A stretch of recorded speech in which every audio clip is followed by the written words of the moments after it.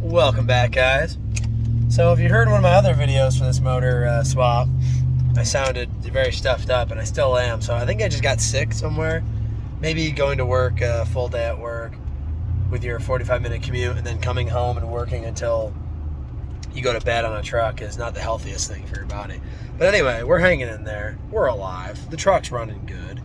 I have much more driving impressions now. I've only put 40, 50 miles on it so far, but still, power is definitely noticeably better. There's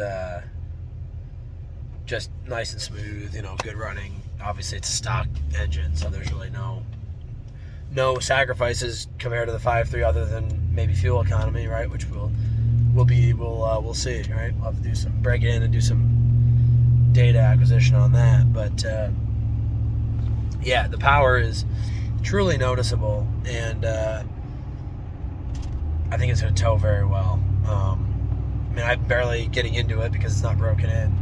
I literally haven't even revved it to 3,000 RPM, and even below that, it's just like you can feel it just like jumps off the line and stuff too when you accelerate. So I'm pretty excited. I think this is going to be a really cool setup for this truck. It's just kind of fun knowing that I got an engine that it's somewhere between like it's basically a strong modern 5.3 kind of sort of. I feel like with the intake exhaust tune that I have and everything.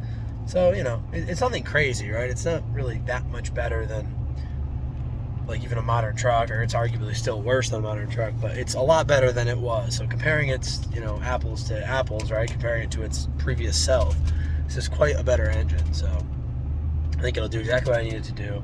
I'm not looking for a race car here. And if I were to be looking for a race car, then you put a small little whirly boy on it, and then you have all the power you could ever dream of, right? So there's a lot of options. I'm not too awfully concerned. So anyway, guys, I'm going to keep you in the loop here. We're going to the shop to deal with the core and get all that stuff squared away and get some engines loaded into the back of the truck, and I'll explain what I'm doing when I get there. So the only thing I forgot to mention when I was driving, I'm getting delayed starts. It's the only issue I've had in this whole install. So I can crank, it won't start. If I let off and then hit the key again, starts right up. So I got my fuel pressure gauge. I wanted to check fuel pressure, rail pressure to see if it's bleeding down after you stop. It doesn't seem to be yet, but it's only been on there a couple minutes.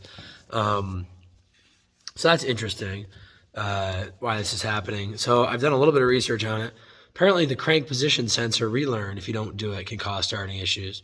Problem is, you can't do the crank relearn without revving the engine, as far as I know, to redline, which I'm not going to do on a non-broken in motor. So I'm going to try to run the relearn. Actually, my buddy has a scanner that can do it, and I'm just going to see if it asks me to rev it to high RPMs, and I'm just not going to do it if it does. But I'll at least try it. Maybe I'm wrong. Maybe I can do the relearn. So we'll go through that in a second. But if we look, I've got good fuel pressure. 58 PSI or so, and it's been static there for a couple minutes now. So we're just gonna let this sit for 10, 15 minutes. I mean, it should hold pressure overnight. However, this thing, you could shut this truck off, let it sit for 10 seconds and try to start it, and it won't start again. So it's definitely a problem that occurs readily and quickly after.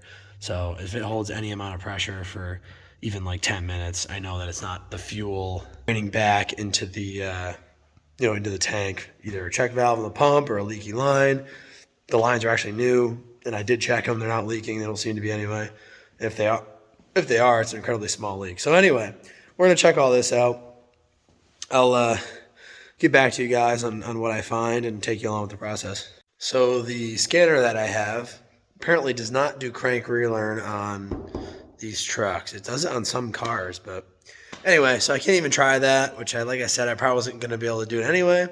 So I'm going to talk to somebody to try crank relearn, probably just after I break it in, and I'll deal with it for now. The oil pressure's, or the fuel pressure's good, so I really don't see what else it could be. And it starts up reliably. You just got to start it the second time. So I'm not worried about getting stranded. But if anybody sees this before I fixed it, if you got any ideas, let me know. And if not, I'll update it when I do fix it. Now, we got to clean up this giant mess. So we need to, it's a bag of garbage, so we'll get that out of the way. I need to take this old 5.3, this is the motor out of my truck, and put it in the bed of my truck because it's going to a friend's house. Yeah, he's going to use it for a project that he's got at some point. And then I need to take a 6-liter core that he gave me and give it to back as a core. So I need to get it on this pallet in our other garage bay. So we're going to start off by getting my truck out of here, and then we'll wheel this engine over, and then I'll either use the engine hoist if it's tall enough, which it should be because it did clear the fender on the truck, and then I'll lift it right into the bed, or if I have to, I can strap it to the lift arms and just lift it up in the bed and drive the truck out behind it. So let's set all that up. So you might be wondering why I'm taking the rocker arms off of this motor. The reason for that is because my buddy doesn't have the rocker arms from one of the cylinder heads on the core that I'm using to return to them. The reason for that is because one of our other friends was going to rebuild it, and he started to take it apart, and I don't know, I guess he got cold feet or whatever and just stopped. I never really asked him about it. So anyway, regardless, we're going to take these rocker arms off to put these on the core so that my core is a complete engine. Because, I can't screw the, company I just bought my motor from over. That wouldn't be a very good look, would it? So let's do that. I'll get these rockers off. I also need to take the knock sensor cover off because he didn't have that as well.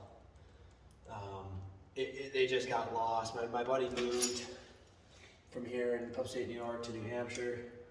So either something got lost there, or my other friend had the motor for a while and then he moved, locally, but he moved, so maybe some parts got lost. Literally no idea, but I need my core to be complete because I owe it to the company I bought the engine from to not screw them over. And I'm assuming that they use these parts, these hard parts. So let's give them what they need. And then my buddy, when he goes to use this engine someday, can probably source some of these, used somewhere locally or whatever. These are not, LS parts are not hard to find. Worst case scenario is you gotta buy a new set. But this is kind of part of our little trade deal. So, not a big deal. Get these off. I also need the push rods, so I just gotta make sure I'm gonna keep them in order. I'm not really sure if the push rods are different lengths on intake to exhaust. So the stroke is the same, so the same length as a 6L, and they might put new push rods on them anyway. They probably do, but I don't want to screw them over. So I'm gonna give them all the parts that they sent me. I'm gonna give them back, so we'll be even. Forgot, I'm gonna take the knock sensor cover off. Yeah, so my buddy had the cover, but not the bolts. I completely forgot. I'm a little sick, and apparently my brain doesn't work. So anyway, let's continue on. Okay, so now we're going to put the head back on this motor. Why was the cylinder head off, you ask? I don't know. Again, I don't have a lot of info on this. We're going to just slide her back on. Now obviously it doesn't matter that it wasn't torqued or be torqued correctly or anything because this motor is not going to ever be used in its current state. Should probably pull the push rods out first. I thought I could just kind of slide it on there, but that is not going to work.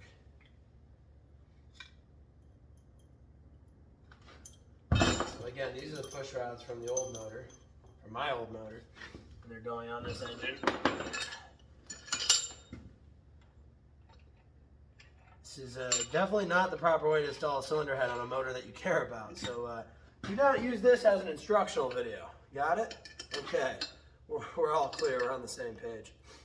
But this is perfectly acceptable if you're just bolting a core back together to send back to a company to be rebuilt. Now we're just sticking the rocker arms on.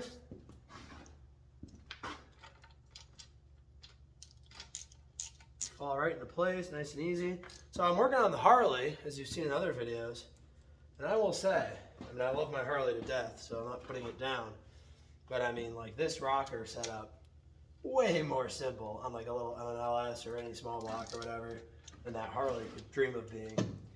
there's like the Harleys, because the push rods are on the side of the motor, they got this weird like cantilevered rocker arm going on, and it's just kind of unnecessary. So it's kind of neat. Like it's fun to look at, sort of, but I don't really wear any charm that it has. Kind of. That's really all it is. So. Okay, so this is now a complete core. Once I bolt this feller back on, just the knock sensor cover. Nice. That's it. This is our core right here. We're gonna load this up onto the pallet, and then we'll load the other one up on the truck, and we're good for today. And I gotta schedule a delivery, and then I'll get the pallet with this core on it to I'm shipping them out at work, so we'll get it there and we'll get the delivery. Okay, we got that here. It's falling off the cart, so that's real cute. But we made the chain. So for whatever reason, I don't really remember why, I took the lifting lug off of this motor. So I found the best way to move it is just take a bolt into the back of the cylinder head here. And you do the same thing in the front of the cylinder head. And it doesn't really seem to bend them. I hear, rumor has it, this is a very common way to lift these motors. This is a plug for the vent tube. Don't really need them, but my motor's got them already on it. Anyway, so this is a good way to lift them. You just want to leave yourself a little bit of slack so you're not smashing into the rockers. But they can honestly even, they can take it pretty good. I'm learning about motors and stuff here. Okay, so we do that. It's a good little secure hoist. And then we'll get our chain fall.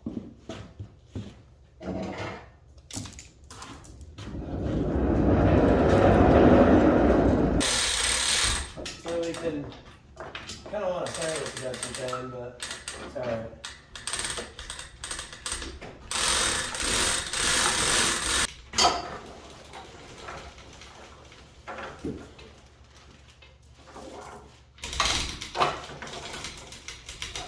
Yep, fits nicely. Almost like it was made for it. Oh wait, that's because it was.